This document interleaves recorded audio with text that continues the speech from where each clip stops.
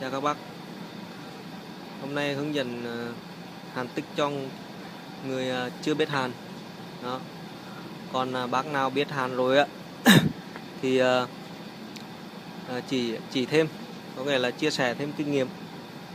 Còn đây em chỉ hướng dẫn đơn giản thôi.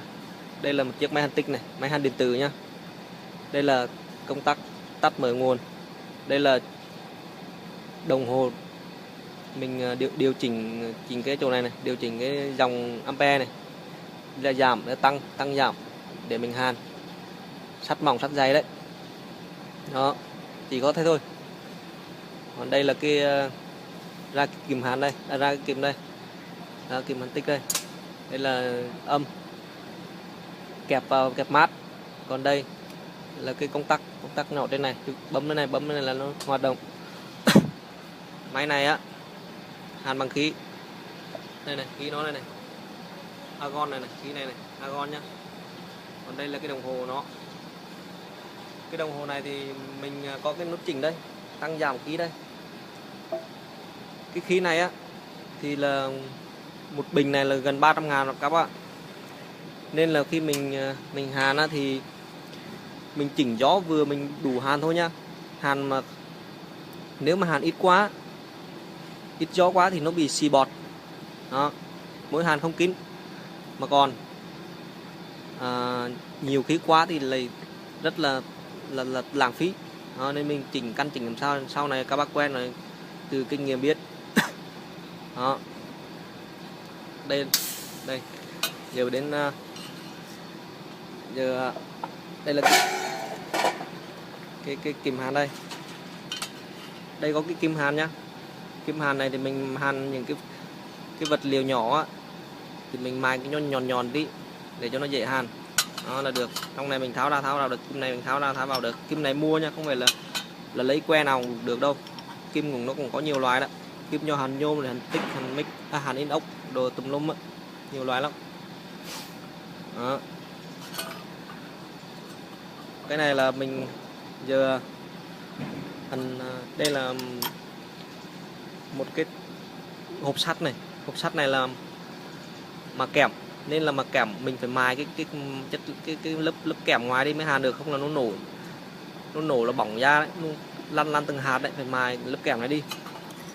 Còn đây là cái sắt, cái bằng sắt mình hàn thoải mái, không vấn đề gì cả, không có lo nổ như máy hàn C đâu. Máy hàn C thì bỏng da, bỏng thịt đấy. Còn đây là một cục sắt đã được thép đấy. Thép này là thép khuôn đấy, đã được xử lý qua nhiệt nên là nó rất cứng và giòn, nên là hàn tích là nó cũng bị nứt đấy, nên là cái này không hàn được. Muốn trì cái này á, chỉ có máy hàn CO2 ấy, gọi là hàn mic đấy, là hàn là được, không vấn đề gì. Đó. Còn cái này hàn inox cũng không ok. Đó. Đây. Giờ em sẽ hướng dẫn các bác hàn nhá. Thì ví dụ như cái hai miếng sắt này em là mình khi hàn đúng không? Hàn cái này, hai cái này đính vào nhau rồi. Đây là hai miếng sắt đã đính vào nhau chưa hàn này.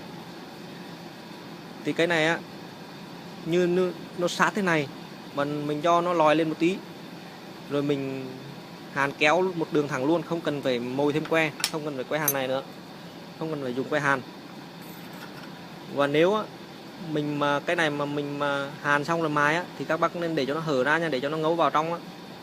Còn mà hàn á, mà mài á, mà không mài á, thì các bác chỉ cần kéo một đường đây thẳng là được rồi. Còn để vậy là ok, không cần phải mài.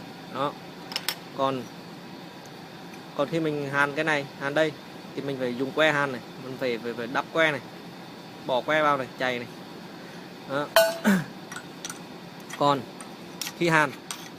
khi mình sắt này mỏng đúng không, mình chỉnh cường độ của dòng đến vừa thôi, chỉnh làm sao vừa đủ hàn. Thì các bác cái kim này thấy không, để mình lòi kim ra tí dài nào, cho nó dài kim ra tí đấy. Để nhìn thấy đây cái kim này đút ra đút vào được này, rồi mình khóa nó lại. Đó. Ví dụ chỉnh đến đây đi, nhìn thấy cái các bác nhìn chú kỳ nhá. Đây này hộp này trói quá. Đây.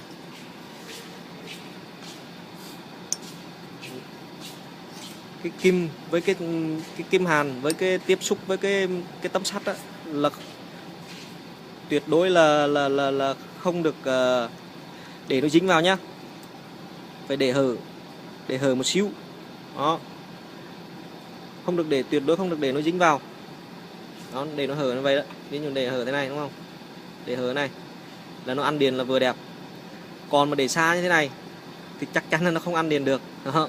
Phải để làm sao mà vừa, nhiệt biển xa, đừng có để dính vào sắt là được, nó cứng vào là được. Đó. Chỉ có đơn giản vậy thôi, không có gì cả, rất là dễ. Đó. Cái nào mà mình chưa biết thì thấy khó, nhưng mà biết rồi thì rất là đơn giản. Đó.